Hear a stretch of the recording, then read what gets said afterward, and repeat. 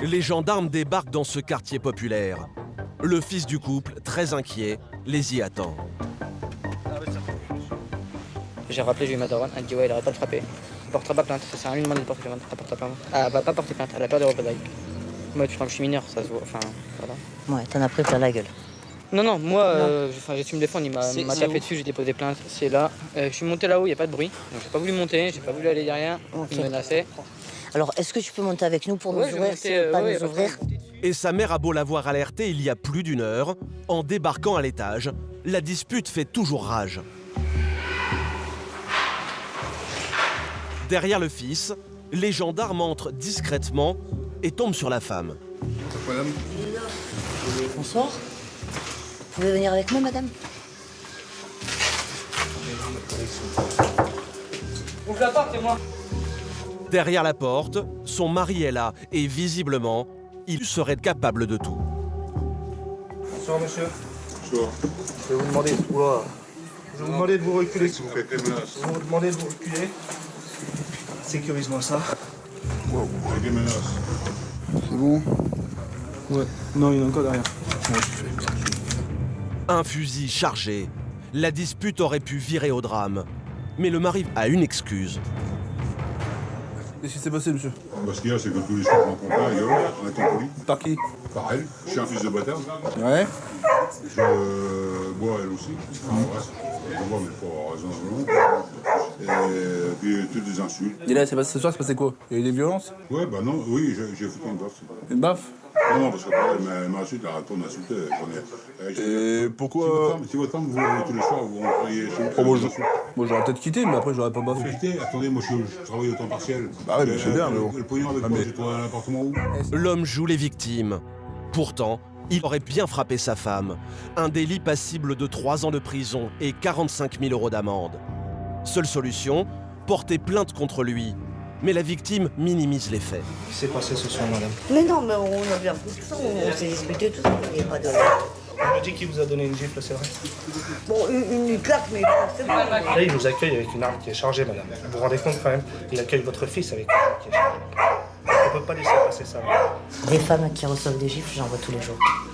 Voilà, demain, je vais être honnête avec vous, demain, j'ai pas envie de retrouver votre cadavre. Et je sais que c'est pas qu'une gifle. En France, une femme meurt tous les 3 jours sous les coups de son conjoint. N'osant pas porter plainte, comme ce soir-là, probablement par crainte des représailles sur elle ou sur son fils. Vous êtes placé en garde à vue. D'accord? Pour des faits de violence conjugale sans ITT. Moi, je porte plainte contre elle pour Vous insulte. déposerez plainte, il n'y a pas de souci. Non, attendez, monsieur. Vous avez un ballon, vous la faites souffler aussi. Monsieur, On n'a pas de ballon. Parce que je vais vous dire quelque chose. Attendez, mesdames, messieurs. Je vais vous dire quelque chose qu'elle picole plus que moi. C'est pas ça le problème, monsieur, vous le savez très bien. Alors attends. Je vais voir lui. Ça sert à rien de menacer, monsieur. Hep, t'as plus rien à foutre ici. J'ai plus rien à faire ici, toi aussi, tu n'as plus rien à faire ici. Une intervention tristement classique pour Sébastien. Dans l'Oise, les violences conjugales représentent entre 20 et 30% de l'activité d'une brigade. Mais cette fois-ci, les gendarmes ont peut-être évité le pire. là, ce qui est inquiétant, c'est qu'il est réellement approvisionné chargé, quoi. Avec une personne alcoolisée en plus. À tout moment, le couple peut partir. Enfin, De retour à la brigade, le mari subit un test d'alcoolémie. Allez-y. Le chiffre va le confirmer, l'homme est ivre. L'alcool déclenchant souvent les violences au sein du couple. 0,60 mg par litre d'air expiré, ce qui correspond à 1,20 g d'alcool dans le sang. Donc du coup, pour l'instant, on ne va pas lui notifier ses droits, mais il est quand même en garde à vue. Depuis, le mari a été convoqué au tribunal dans l'attente de son jugement. L'alcool, un fléau qui fait aussi des dégâts sur les routes. Au même titre que la vitesse, à l'origine d'un tiers des accidents mortels. Ce jour-là, au peloton d'autoroute de Beauvais, Mathieu, ce gendarme de 36 ans, part traquer les chauffards sur l'A16. Dans sa ligne de mire, les fous de vitesse qui prennent l'autoroute pour un circuit de Formule 1. Il charge derrière comme ça. Et pour avoir un maximum de chances d'en repérer un, Mathieu va se poster en amont de cette grande courbe où les accidents sont fréquents. Équipé de ses jumelles, le gendarme le sait, certains vont allègrement dépasser les 130 km/h autorisés. Bon, on laisse une petite tolérance, mais on prend aux alentours de 155, 160. Et très vite, Mathieu tombe sur un conducteur particulièrement pressé. 180. Le gendarme a tout juste le temps de descendre sur la 16. Il intercepte le chauffard à la volée. L'homme, au volant d'une puissante berline allemande, risque très gros. Monsieur, bonjour, vous pouvez couper le contact, s'il vous plaît? Présentez les papiers du véhicule et votre permis de conduire. C'est pourquoi vous contrôle? Pardon? J'étais pressé. J'étais en vitesse. Roule un peu vite, oui. Vous allez où comme ça? Je vais à l'aéroport, j'étais pressé. Le conducteur qui filait vers l'aéroport de Beauvais a oublié de jeter un œil sur son compteur de vitesse. Vous savez à combien vous rouliez? À quelle vitesse vous étiez? Juste ici que j'ai roulé vite. Parce qu'il y avait une descente, bon, j'ai roulé. Ah, peut-être, je veux bien vous. Je sais, je peux pas vous dire à combien vous rouliez avant, mais.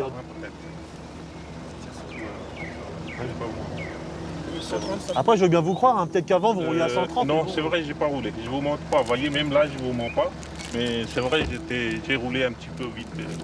En réalité, il finit par concéder qu'il y a peut-être une autre raison à cette pointe de vitesse. Comme j'ai acheté une nouvelle voiture, j'ai dit, bon, essaye un petit peu. Vous voyez, franchement, j'ai jamais roulé à cette speed-là. Je suis désolé, c'est la dernière fois. Mais son mea culpa ne suffira pas à le sauver. 180. Vitesse retenue 171. 171. Ouais. Donc ça fait une vitesse comprise entre 40 et 50, bah votre permis on va le garder. L'homme écope d'une suspension de permis de 4 mois, 4 points en moins et 90 € d'amende. Quand on se fait attraper, on risque de perdre son permis, non? Les choses se compliquent. Le conducteur tente une dernière manœuvre. Il appelle un ami, apparemment membre des forces de l'ordre, pour solliciter l'indulgence du gendarme. Vous pouvez parler au téléphone avec quelqu'un? C'est qui? C'est un ami à moi. Et qu'est-ce qu'il veut votre ami? Il veut parler avec vous. Allô? Malheureusement, l'interlocuteur n'est pas tombé sur le bon client. Bonjour, c'est la gendarmerie de l'autoroute à Beauvais. Ah bah oui, je dis pas le contraire, hein. Il a 0 infraction sur son machin, il n'y a pas de souci, mais bon, les faits sont là et malheureusement on peut rien y faire. Hein, comprenez bien qu'à des vitesses comme ça, on peut pas faire de cadeau non plus, quoi, parce que sinon on vient plus travailler. Bonne soirée. C'est pénible, hein. Mathieu restera inflexible, mais un problème demeure. Qui va reprendre le volant? Est-ce qu'il y a quelqu'un qui a le permis de conduire avec vous? Oui, il y a une dame.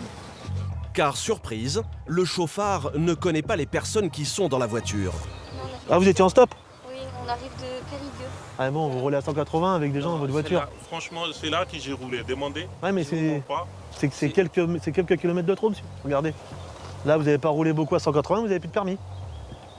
Eh ouais. Pas le choix, l'une des autostoppeuses doit reprendre le volant. Mauvais plan pour les deux jeunes femmes. Elles doivent emmener le monsieur à l'aéroport. Ensuite, il faudra se débrouiller toute seule. Donc là, il y a une demoiselle qui va reprendre le volant. On va dire il a eu la gentillesse au départ de nous amener de Paris. Donc vous le ramenez, puis vous redescendez après. Bah oui, faut qu'on aille vers Amiens de toute façon. Ok, ben on va faire ça. Ok, donc... Bon, bonne soirée, monsieur. Bah vous aussi. Hein. Au revoir. Pour une fois, c'est l'autostoppeur qui se retrouve au volant. Le chauffard, lui, finit côté passager, et pour plusieurs mois, à coup sûr. Quand c'est une vitesse qui emmène une rétention, là on peut même pas parler de faire un cadeau à quelqu'un, quoi. Sinon, je veux dire, sinon on sert à rien, quoi. À un moment, le mec qui roule à 180, il sait très bien que s'il se fait prendre, c'est le permis direct. Hein. Après les mecs ils tentent. Hein. Si on n'est pas là, ça passe. Si on est là, bah tant pis. Tant pis pour eux. Mathieu ne transige pas avec les excès de vitesse. Mais pas question d'être plus clément avec les autres infractions, et notamment l'une d'elles, de plus en plus fréquente. Il est 22 h, le gendarme se positionne à l'entrée de ce péage. Soudain, une voiture attire son regard. Assurance, 31 mars. L'assurance du véhicule semble périmée. La conductrice va tenter de s'en sortir, Sauf que Mathieu a du flair. J'ai dû laisser dans mes papiers, je l'ai reçu, hein, mais... Vous êtes assuré chez qui? Oui, je suis en train de chercher, excusez-moi. Vous me prenez un peu de cours. C'est des questions simples pourtant. Oui, oui. Assure. Pardon? Assure. Assure? Assure. Vous recevez des mails, non? Bah non. Enfin, j'ai pas la bonne boîte mail. Bon, c'est pas grave. Vous n'êtes pas assuré? Non. Pourquoi mentir? Pour rien. Ça sert à rien. La dame est en faute, mais elle aurait une bonne excuse. Pourquoi elle n'est pas assurée la voiture? J'ai pas pu le faire. En fait, j'ai fait le devis, je l'ai là sur le téléphone. Et à chaque fois que je voulais m'enregistrer, il retournait en arrière. Vous allez nous suivre, on va rentrer dans le parking là. Comme ça, votre véhicule va stationner devant chez nous. Et puis on va aller au bureau. Comme cette conductrice, 700 000 Français rouleraient sans assurance. Mais mettez votre ceinture quand même, hein, ça serait dommage de rajouter ça en plus. Pour Mathieu, un grand classique, même si les conséquences peuvent être désastreuses. Pour eux, c'est pas de la faute, c'est de la faute de l'informatique, ça n'a pas fonctionné. J'ai fait les démarches, ça n'a pas marché, mais c'est pas de ma faute. Mais bon, ils roulent quand même. Et ils comprennent pas que là, s'il leur arrive quoi que ce soit, ils sont pas assurés. Le moindre accident, ils peuvent le payer toute leur vie, quoi. En attendant, la conduite sans assurance est un délit sévèrement puni. L'amende de 3 750 € est assortie d'une suspension de permis. La dame vient de l'apprendre à ses dépens. Je me sens stupide. Ah oui? Depuis le mois de janvier, vous roulez comme ça? Enfin, l'assurance de l'ancien propriétaire s'est terminée au mois de mars. L'assurance de l'ancien propriétaire, elle s'arrête au moment où vous achetez la voiture. Donc le véhicule est immobilisé. Hein. Bon, le défaut d'assurance, c'est un délit quand même, donc il y aura une information qui sera faite auprès du procureur. Hein. Et puis, après, je pense que si vous nous présentez une assurance rapidement, pour être clément. Pour l'heure, la conductrice n'a plus de voiture. Il va falloir attendre le temps qu'un collègue vienne la chercher sur l'autoroute. Vous attendez dans votre voiture, mais quand votre ami il arrive, bah, vous repartez, mais la voiture reste là. De toute façon, nous, si vous repartez sans avoir levé l'immobilisation, c'est une infraction en plus. Hein. Rouler sans assurance, un risque que prennent de plus en plus de Français, souvent faute de moyens. Leur nombre a flambé de 30% ces 5 dernières années. Retour dans les quartiers sensibles du département, où les gendarmes le savent, garder son calme est la première qualité requise en patrouille. À gauche du coup. Ouais, pas à gauche. Ce matin-là, Fabien et ses camarades vont en faire l'expérience. Alors qu'ils traversent cette cité, ils croisent 2 motocross qui n'ont rien à faire sur la route. Ah bah des motocross qui ne respectent pas la circulation. Après ils ont des casques, c'est déjà ça. Les jeunes viennent de s'arrêter un peu plus loin. Fabien décide de leur faire un rappel au code de la route. Moi je l'arrête, c'est pour la sécurité. S'il reprend son véhicule, sa moto, c'est le casque. Il peut avoir un accident. Il faut juste le casque. Ah non. Eh, pas sur la route hein, en plus. Le contrôle se passe correctement, mais au moment de partir, Plomb nos gros culs. les insultes sexistes fusent à l'encontre d'une gendarme qui décide de ne pas se laisser faire. Il y en a un depuis tout à l'heure, il dit blonde au gros cul, ça commence à pas me plaire là. Ouais. Monsieur en rouge là. Vous pouvez répéter? Appelle pas monsieur. Vous sentez visé? Bah vous allez vous calmer, vous allez pas vous foutre de ma gueule comme ça. Mais si j'ai le droit de le dire. Vous êtes un ridicule. Hein? On vous connaît, monsieur, de toute façon. Bah. On pourrait vous prendre pour outrage. Pourquoi? L'outrage est passible de 2 ans de prison, mais pas de quoi impressionner les jeunes. Lui, l'amour de la blonde, tu sais pas. L'amour, on y parle, frère. L'amoureux. Les jeunes de la cité en surnombre n'ont pas l'intention de s'excuser. Un grand frère vient même assurer aux gendarmes qu'ils ne bougeront pas. Ils ont rien à faire là. C'est les copains du collègue, vous savez Alors mais j'ai le droit d'arrêter quelqu'un? Ouais, mais vous savez très bien comment ça va se passer. Vous savez très bien que les jeunes ils vont venir à côté de leurs copains. Donc tout ce qui se passe, ici, on laisse faire alors. Moi je me fais insulter, on laisse pas passer, je suis désolée. Les jeunes sont trop nombreux. Pas question d'embarquer celui qui a proféré des outrages, au risque de voir la situation s'envenimer. Les gendarmes rebroussent chemin, non sans essuyer une dernière provocation. Allez. Les gendarmes apprennent à ne jamais réagir à chaud. Car un jour, ils vont recroiser leur route et les choses risquent de tourner en leur faveur. Ce soir-là, au PSIG, Brian et ses camarades partent en surveillance. Et ils ne vont pas attendre bien longtemps avant de passer à l'action. Alors qu'ils roulent en plein centre-ville, ils aperçoivent un jeune qui accélère à la vue des gendarmes. Brian décide de le contrôler.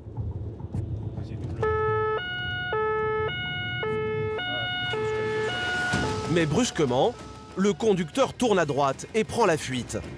Les hommes du PSIG le prennent en chasse. Arrête-toi, arrête-toi! Malgré les injonctions par haut-parleur, rien ne semble pouvoir stopper le fuyard. Arrête-toi! Pour ce refus d'obtempérer, le jeune risque jusqu'à 3 mois de prison et une grosse amende. Mais difficile de l'intercepter dans ces rues étroites. Prépare-toi à sortir vite. Putain. Signale-le à la conf. La COG60 vient d'essuyer un refus d'obtempérer. Le conducteur du scooter vient d'entrer dans un parc. Impossible de le suivre en voiture. Mais Brian n'a pas dit son dernier mot. Donc là, il va essayer de sortir dans le parc. Et il y a 3 entrées possibles. Donc il y en a 2 sur l'arrière et une qui donne sur la départementale 1001. Donc là, le problème, c'est que du coup, là, j'ai coupé mes phares pour essayer de retomber sur lui. Mais le problème, c'est que là, à mon avis, il va se cacher dans le parc. Pour le déloger, pas le choix. La patrouille continue à pied et se sépare en 2 groupes pour tenter de le rabattre vers une sortie. Et toi, tu vas mettre tes coups de flashlight en direction des arbres, d'accord? Comme ça, si le mec il nous voit, s'il est encore dans le parc, il va essayer de se tailler par le porche et il tombera sur Brian. Ok. Les hommes du PSIG progressent dans l'obscurité.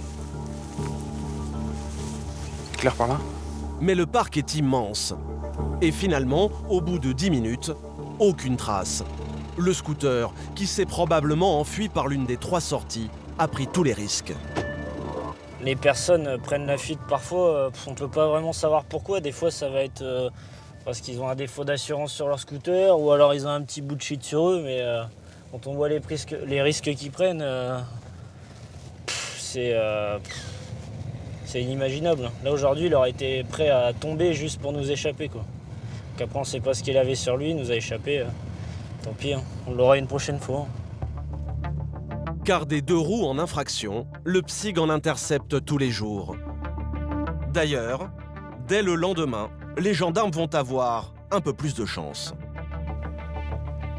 Alors qu'ils patrouillent dans le quartier, Vincent et ses hommes tombent sur une motocross non homologuée pour la route.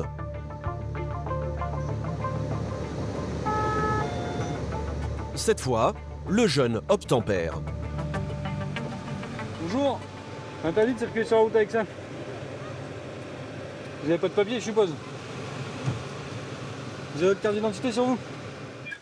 Le jeune ne fait pas de résistance. Je vais prendre votre nom, s'il vous plaît. Il n'a aucun papier pour le 2 roues.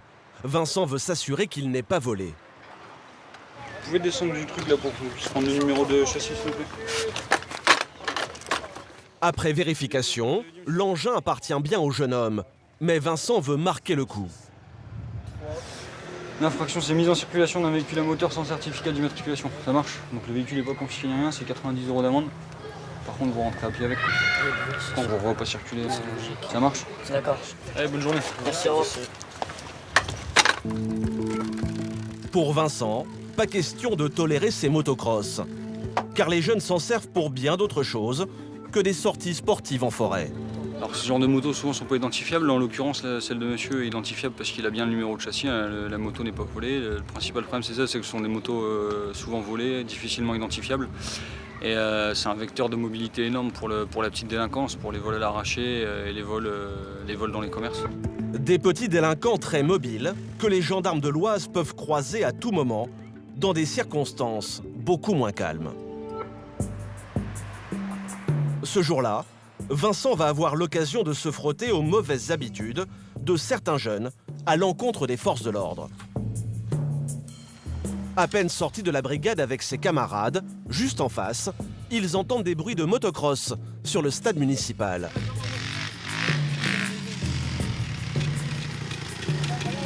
Il est dans le champ, il s'entraîne, il a des pare-pierres, il a un casque. Juste aller voir, mais de toute façon, on va aller au bout parce que de toute façon, il est en train de repartir au bout. Pour une fois, les jeunes sont casqués et ne roulent pas sur la route. Mais en passant devant le groupe... Ouais, après, les mecs qui sont là, tranquille. Ils sont pas sur la voie publique, hein, à la rigueur. Hein. Ouais, attends, je ferai un demi-tour. Un des jeunes vient de faire un doigt d'honneur aux gendarmes. Un outrage au regard de la loi. Pas question de laisser passer. Les gars, justement, on était en train de se dire, putain, c'est bien pour une fois les mecs qui roulent pas sur la route. Et il y en a un dans le lot qui fait un doigt d'honneur, sans déconner. C'est lequel qui a fait ça? Le camarade de Vincent appelle aussitôt l'auteur du vilain geste pour s'expliquer. Monsieur, venez avec moi. Oui, vous, venez avec moi. Ouais, venez avec moi. Venez avec moi. Venez. Je vais juste prendre votre identité dans un premier temps, d'accord? Mais face aux hommes en noir, le jeune homme roule un peu moins des mécaniques. Pourquoi t'as fait un fuck? Mais je vous jure sur la... Je suis pas aveugle. Bah c'est qui alors? Bah dis-moi c'est qui alors? J'ai même pas vu qu'il vous a fait un fuck.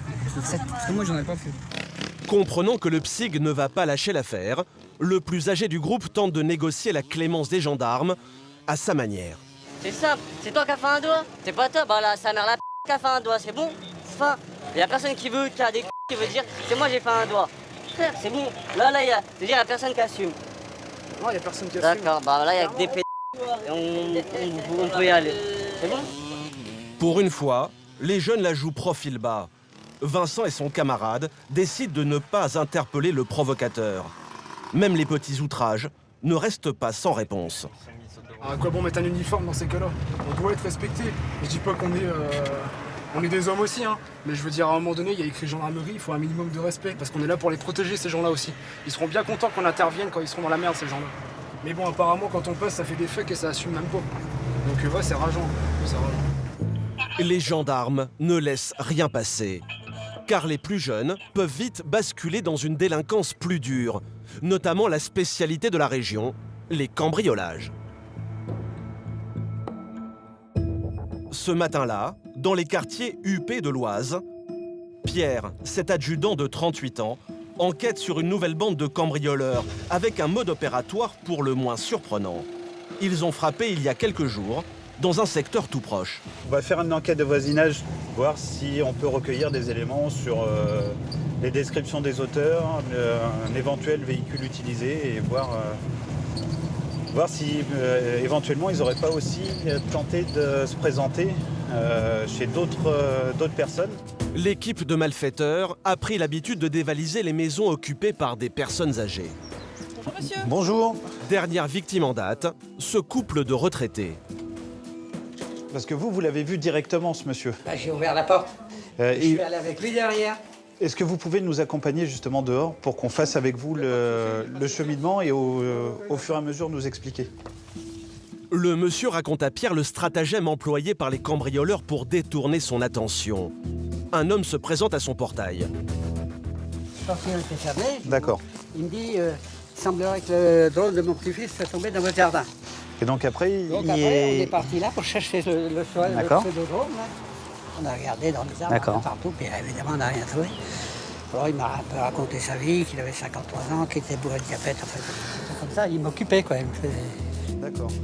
Et alors que l'individu occupe le retraité à chercher un drone qui n'existe pas, un jeune complice s'introduit dans la maison. Et ma compagne qui était à l'intérieur, là, elle n'a rien vu. Et à un moment, elle a vu un jeune qui fermait la porte ici, qui s'en allait, qui fermait la porte, le portillon.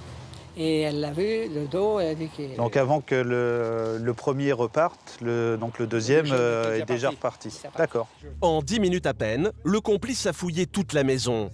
Chez ce monsieur, les malfaiteurs ont volé pour 3 000 € de bijoux et d'argent liquide. Cambriolé à plusieurs reprises, le retraité en a gros sur la patate. Faut attendre d'avoir pris une balle dans la tête pour pouvoir riposter. Ah, peut-être pas, mais On est complètement dégoûté. là, Je suis complètement dégoûté. C'est tous les jours. voilà. Ouais, c'est régulier, c'est sûr. Mais Pierre compte bien trouver une piste. Pour commencer, il interroge le voisinage. Monsieur, bonjour. La gendarmerie de Chantilly. Est-ce que vous avez eu vendredi matin aux alentours de entre 10h30 et 11h30, on va dire, est-ce que quelqu'un s'est présenté chez vous Vendredi, enfin moi je n'étais pas présent, mon épouse m'en a pas parlé, je pense pas. Non? Non. Passez une bonne journée. Merci. Au revoir. A priori, les voisins les plus proches n'ont rien vu. Mais quelques rues plus loin, Pierre tombe sur une vieille dame qui, elle aussi, a reçu une visite suspecte. Vous avez vu comment il est habillé? Il avait une veste grise. Une veste Ouais. grise, enfin, un blouson plutôt. Ouais, un espèce de blouson. blouson gris. C'était pas un jeune. Hein. Une soixantaine d'années. Soixantaine d'années. Vous avez vu s'il avait une voiture ou Non, j'ai pas vu. Je savais que quand c'est comme ça, je m'attarde pas. Franchement. Merci beaucoup, madame. Bonne fin de journée. Au revoir. Confirmation, l'individu a une soixantaine d'années. Et visiblement, il a fait le tour du lotissement, tentant de s'introduire chez plusieurs retraités, en faisant mine de chercher un drone. Un drone de leurs enfants, si je l'avais vu dans mon jardin. Bon, je cherche partout, on n'a absolument rien vu. Vous l'avez fait rentrer ou il est resté à l'extérieur? Non. Très bon réflexe. Oui, oui. Quel âge à peu près, vous diriez? Oh, il avait pas loin de la soixantaine. Hein. Et coup de chance, ce riverain donne un précieux renseignement aux gendarmes.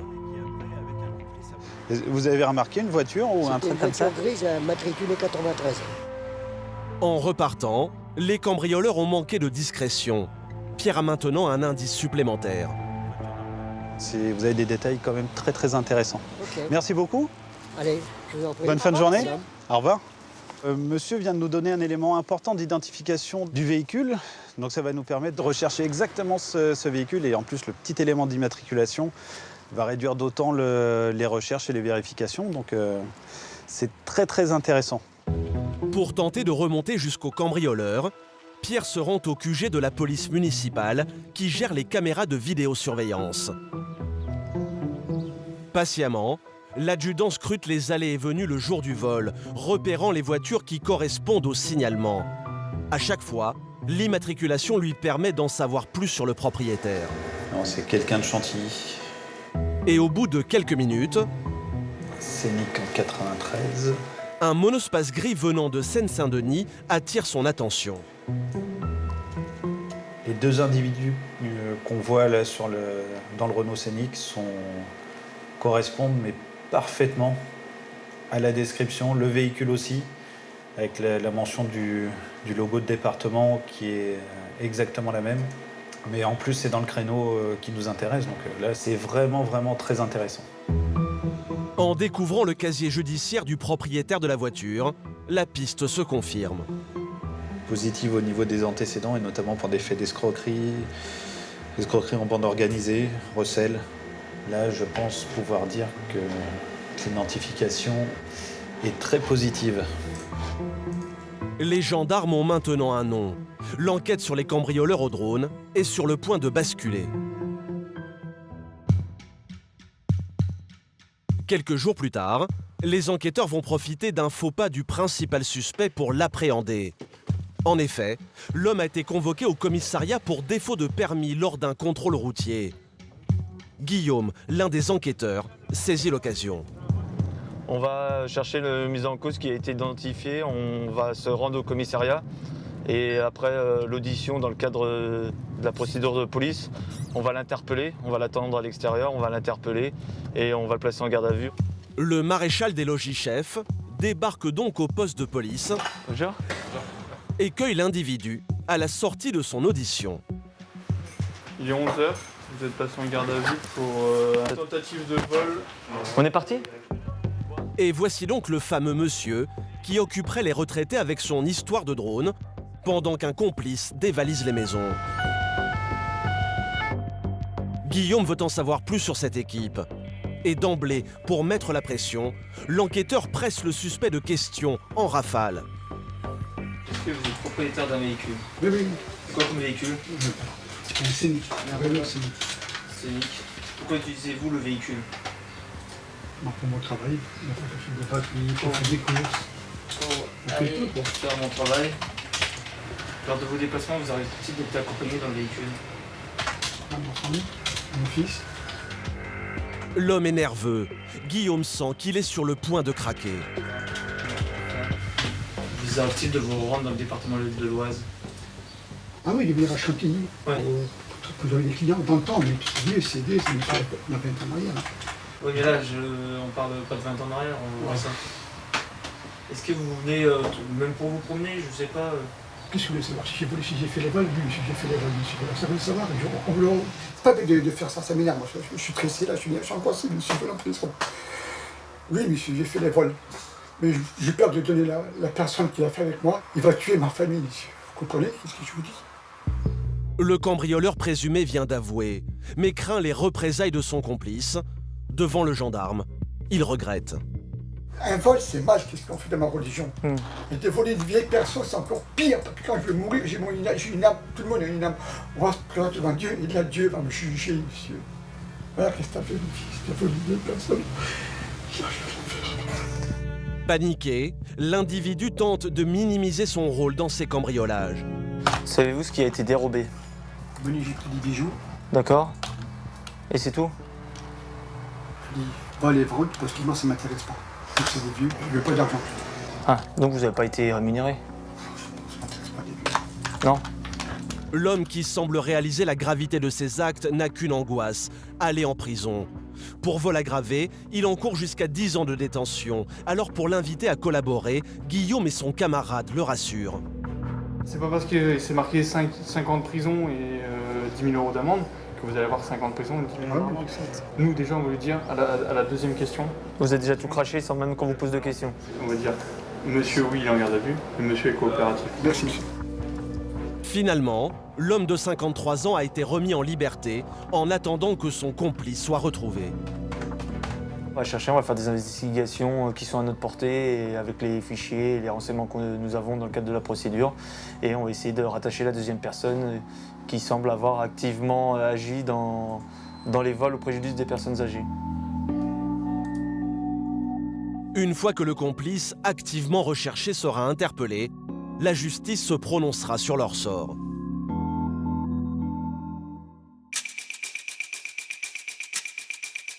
Ce jour-là, direction la brigade motorisée de Beauvais, où François et son camarade Quentin partent sillonner les alentours.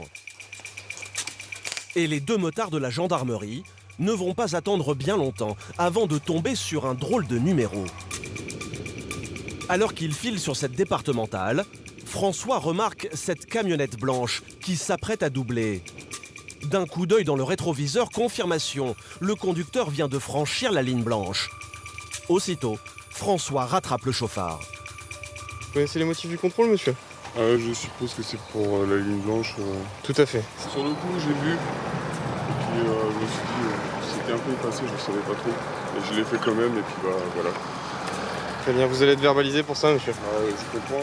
Le conducteur écope de 3 points en moins et 90 € d'amende. Un contrôle classique, mais François pose quand même les questions d'usage. Vous êtes consommateur de produits stupéfiants ou d'alcool? Ça vous arrive? Stupéfiant, jamais? Il y a longtemps que vous avez été jeune? Oui, mais bon. Il y a des gens qui sont jeunes toute leur vie. Hein. La conversation est courtoise, mais François a un doute. Alors il pousse l'interrogatoire, et là... La dernière consommation, il y a longtemps? Il n'y a pas longtemps? C'est quand? Hier. On va vous soumettre au dépistage également du stupéfiant. Quentin? François va le soumettre au test salivaire. Il peut dépister l'usage de cannabis jusqu'à 12 heures après le dernier joint. Vous allez le faire frotter à droite, à gauche, sous le palais, sous la langue. Enfin, sur le palais, sous la langue, vous m'avez compris. Et très vite, le résultat est sans appel. Ça commence à être positif, donc dans 2 minutes, ça va être vraiment très visible. Là, ça l'est déjà. Pour le conducteur, la sanction tombe. En plus de la ligne blanche, c'est la totale. Suspension de permis, 6 points en moins et une peine pouvant aller jusqu'à 2 ans de prison. Il faut dire que la consommation de stupéfiants au volant multiplie en moyenne par 2 le risque d'accident. Vous savez quelles sont les causes d'accidents majeurs dans l'Oise? Principalement le téléphone et certainement les stupéfiants, je suppose. Alcoolémie 1, stupéfiant 2, comportement dangereux 3. Vous en avez 2 sur les 3, pour l'instant c'est pas mal. Donc potentiellement vous êtes vraiment un danger.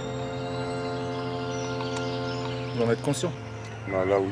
Là ouais, ok. C'était ça ou l'accident pour vous en rendre compte? Devant François, le conducteur joue les repentis. Mais face à nous, il va tenir un discours pour le moins planant. La drogue lui permettrait de conduire plus prudemment. Je suis entièrement conscient qu'il y a des risques quand on conduit sous stupéfiant, mais je sais aussi que quand on est trop stressé puis qu'on est comme ça, c'est aussi dangereux. Il y a par moments, il y a des moments, si vous voulez, chez moi, le stupéfiant, c'est plus quelque chose qui va m'apaiser et me permettre justement de rouler doucement, de bien faire attention. C'est peut-être bête ce que je dis, mais... Des propos qu'il pourra exposer à la justice. Elle devrait bientôt trancher dans cette affaire. Et si les gendarmes sont aussi fermes, c'est que les stupéfiants sont responsables d'un accident sur 10 sur la route. Une addiction qui peut finir par coûter très cher à certains conducteurs. De retour au peloton d'autoroute, au volant de cette camionnette grise, cet homme vient d'être contrôlé positif lui aussi. Asseyez-vous, monsieur.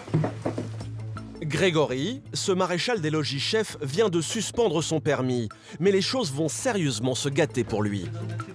Vérifie que monsieur est bien en état de récidive possible et puis dès qu'on a confirmation, on se lance sur la garde à vue. En fait, l'homme est un récidiviste déjà arrêté il y a quelques mois pour avoir fumé avant de prendre la route. Au niveau de vos droits, monsieur, est-ce que vous voulez voir un médecin? Vous avez le droit à garder le silence, hein, si vous voulez. Si vous voulez, vous pouvez répondre à nos questions ou faire des déclarations spontanées, d'accord? Comme beaucoup, il semble n'avoir pas retenu la leçon. Il y en a qui comprennent au premier coup, et puis il y en a d'autres, il faut qu'ils passent plusieurs fois, et même des fois, au bout de 3, 4, 5 fois, ils comprennent toujours pas que c'est pas bon de fumer ou du cannabis, bien sûr, avant de prendre le volant.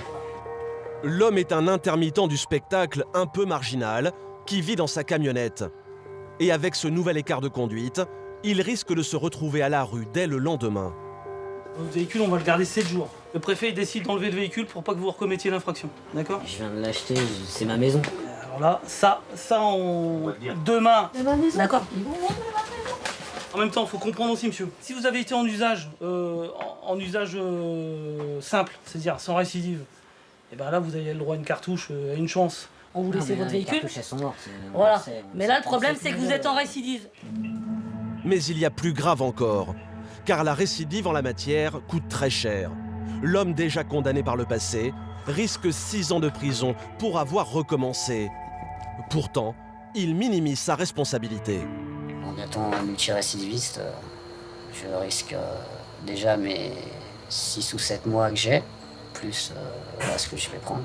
Donc, minimum 1 an. Vous trouvez que c'est... Moi, pour moi, c'est 100 fois trop, 1000 fois trop. Il ferait mieux de dépénaliser. Ils auraient beaucoup moins de problèmes. Ils iraient chercher les vrais problèmes à la source. Les vrais qu'il faut aller chercher, les mecs qui font des gros trafics, des trucs. Ouais, là, eux, il faut les chercher. Mais des mecs comme nous. Nous, on est le premier maillon de la chaîne. La justice a tranché. Le chauffard n'a plus le droit de conduire pendant 2 ans. Son camping-car, en revanche, lui a été restitué. Chaque jour en moyenne, 2 personnes sont tuées dans un accident impliquant un conducteur ayant fumé un joint. Ce soir-là, nous retournons au PSIG. Vincent et ses hommes se tiennent en alerte, à l'affût du moindre débordement. Avant même de partir, ils reçoivent déjà un appel. Ok, ça marche, je peux avoir l'adresse s'il te plaît? Ouais, ça marche, pas de souci. Le groupe est envoyé sur un tapage nocturne. On a été déclenché sur un terrain Saint-Jeu, une dizaine de jeunes alcoolisés qui foutent le brin dans une habitation. Le tapage nocturne, un grand classique. Pour les gendarmes, c'est 10% de leur intervention en moyenne. Bonsoir, c'est la gendarmerie. C'est ici qu'il y a une petite fête? Ouais, c'est le voisin qui a appelé, c'est ça? Je sais pas, monsieur. Nous, on a été appelés, on sait pas qui c'est. Hein. Combien même on le saurait. Venez avec nous. Faut baisser la musique. Effectivement, des jeunes sont en train de faire la fête. Mais pour eux, pas de quoi appeler les gendarmes. Messieurs, dames, bonsoir. Bonsoir, c'est la gendarmerie. On a été appelés parce qu'apparemment, il y a un peu trop de bruit. Bon, on l'a un peu vu, je suis d'accord avec vous. Mais moi, c'est une propriété privée. Ouais, mais quand bien même c'est une propriété privée, donc là, effectivement, il n'y a pas de musique. Maintenant, quand on est une douzaine comme ça, le volume sonore peut vite monter sans qu'on s'en rende compte. On peut parler fort. Quand bien même c'est une propriété privée, il y a des gens qui veulent dormir, donc je vous demanderai de respecter leur sommeil. Là, pour cette fois, on vous prévient tranquillement. Si on est rappelé par le voisinage, vous serez verbalisé. Vous allez tous vous prendre 90 € pour tapage, ça serait bien dommage. Le tapage nocturne est interdit entre 22 h et 7 h du matin. Ici, apparemment, les voisins n'en peuvent plus, même si certains ont du mal à le comprendre. Je pense qu'il y a d'autres choses à traiter plus importantes que celle-là. Manque de pédagogie, les voisins seraient venus nous voir. Tout simplement, nous auraient demandé de baisser le son, on l'aurait fait. Mais les gendarmes ne sont pas encore sur le retour, que la soirée repart de plus belle. Un verre de coca, pas un verre d'alcool, les gars. C'est une corruption, vas-y. Mais non, mais j'ai pas dit un verre d'alcool. Eh les gars, vous voyez, vous voyez, les gars, vous voyez là? 2 secondes, en 2 secondes là. En fait, on va même pas repartir, on va vous verbaliser tout de suite si vous comprenez pas. Donc là, vous baissez, comme on vous a dit, à des voisins autour. Donc vous arrêtez tous de crier tout de suite là, parce que sinon ça va pas le faire. De toute façon, si on est rappelé, ce sera différent. Vous êtes prévenus. Au revoir. Pour Vincent, pas question d'y passer la soirée. Encore un coup de fil au 17 et la sanction tombera. À mon avis, on va revenir dans peu de temps parce que le voisinage va être agacé et puis cette fois on les verbalisera, tant pis. Finalement, les voisins n'ont pas rappelé. Le passage du PSIG a manifestement refroidi les fêtards et écourté la soirée. Des interventions classiques pour les gendarmes. D'autres, en revanche, le sont beaucoup moins. Ce matin-là, les gendarmes de choc se préparent pour une intervention inhabituelle. Laurent, le patron du PSIG, a mobilisé plusieurs de ses hommes pour retrouver un fugitif. Il y a un individu avec un bracelet électronique et il serait sorti de sa zone. Et l'individu aurait lui-même appelé en disant « Oui, attention, je vais sortir de ma zone parce que j'effectue un déménagement ». Du coup, on va pas y aller en mode force, on va y aller plus en mode souplesse, surtout que la personne chez qui on va, c'est pas sa maison. Donc on va pas commencer à casser toutes les portes, on va vraiment s'assurer du renseignement. Apparemment, l'homme est sorti de la zone fixée par le juge. Il risque un retour en prison. Encore faut-il que Laurent lui mette la main dessus, dans ce quartier où le signal du bracelet électronique a été localisé. Vas-y, bascule devant, bascule, à gauche, à gauche, à gauche. Ok, stop, stop. On se déplace, tu traverses, enfin tu passes devant, tu vas te mettre en place et nous on va direct à la porte là. C'est bon? Discrètement, le PSIG s'approche avant de frapper. Aux dernières nouvelles, l'individu serait dans cette maison. Gendarmerie, ouvrez! Bonjour. Oh non, je suis pas violent, vous inquiétez pas. C'est qui? Rentrez le chien. D'accord. C'est vous pour le bracelet? Ouais. Venez ici. Et voici donc l'homme qui, au regard de la loi, est désormais un évadé. Oui. Passe en garde à vue à 12h55. D'accord. On va mettre des chaussures, prendre le strict nécessaire. Il va falloir qu'il s'explique. Gentil le chien. Mais d'ores et déjà, la présence impressionnante du PSIG ne l'incite pas à jouer les durs. Asseyez-vous sur le lit. Ah ben les gars là, vous faites peur là. Vous seriez prêt à vous sauver, on ne serait pas arrivé comme ça non plus. J'ai appelé 3 jours après que j'ai eu le bracelet, comme quoi je pouvais pas rester où j'étais. Et alors donc j'ai eu le juge. Et il devait me rappeler dans la journée pour me dire quoi. L'homme l'affirme, tout juste arrivé ici chez une amie, il ne cherchait pas à s'enfuir. Je reviens mon bébé, hein. T'inquiète pas. Comme lui, 11 000 personnes en France portent un bracelet électronique pour des condamnations allant jusqu'à 2 ans de prison. C'est bon? C'est bon. Je reviens, Pépin. T'inquiète. Un faux pas d'autant plus étonnant qu'il était à seulement 2 semaines de la liberté. C'est un peu bête parce qu'il me dit qu'il lui reste 12 jours. Quel est l'intérêt de ne pas attendre 12 jours? Après, je connais pas son histoire, il faudra voir avec les camarades brigadiers. Alors pourquoi l'individu a-t-il enfreint sa liberté conditionnelle? En garde à vue, il livre sa version aux gendarmes. Le fugitif ne supportait plus son ancien domicile. Il s'est passé où j'étais, ça ne pouvait plus le faire, donc j'ai préféré partir. C'est idiot, mais j'étais obligé. La cohabitation avec quelqu'un risquait-elle de déraper? En tout cas, il a tout plaqué, à seulement 2 semaines de la fin de sa peine. C'est largement abusé, surtout que j'ai prévenu où j'étais. J'étais prêt à me rendre moi-même. Quand ils m'ont dit qu'ils me considéraient comme évadé, pour moi, voilà, je suis évadé. Et puis j'étais à l'endroit où je me sentais bien, et puis voilà. Mais sa cavale n'aura pas duré bien longtemps. Suite à cette évasion, l'homme est retourné en prison en attendant que la justice décide d'une éventuelle prolongation de peine. Pour les 1600 gendarmes de l'Oise, la lutte contre la délinquance est quotidienne. Des opérations payantes. L'an dernier, le nombre de crimes et délits a baissé de 2,5% dans le département. Dans le prochain épisode, nous allons replonger dans les quartiers chauds de l'Oise, où la confrontation se tend entre délinquants et forces de l'ordre. Trafic de drogue, vol de 2 roues ou nuit à risque, Vincent et ses camarades du PSIG doivent sans cesse rester en alerte. Alors là, il faut faire attention, même de notre part, il faut être vigilant parce qu'il y a les gammes. Putain, voilà, il nous a fumé là. Vous retrouverez Réginald, l'enquêteur déterminé à stopper les gangs de voleurs. Gendarmerie! Gendarmerie! Cette fois, il va tenter de faire tomber une nouvelle bande à la technique bien rodée. Vous voyez ces 2 hommes, hein, ces 2 faux policiers. Qui se précipitent sur ce monsieur et qui me disent on est des policiers, ce monsieur est un voleur, on l'embarque. Il était dans son jeu d'acteur en fait. Mathieu, quant à lui, va croiser la route d'un chauffard qui va mettre sa patience à rude épreuve. Hop, hop, hop, hop, oh, oh. Il comprend rien ou quoi lui? Ouais, il va à pied du voiture. Est-ce que vous avez consommé de l'alcool? Non. Vous êtes sûr de votre coup? Oui. Ok, on va voir ça. De nouvelles enquêtes sous haute tension pour les gendarmes de l'Oise.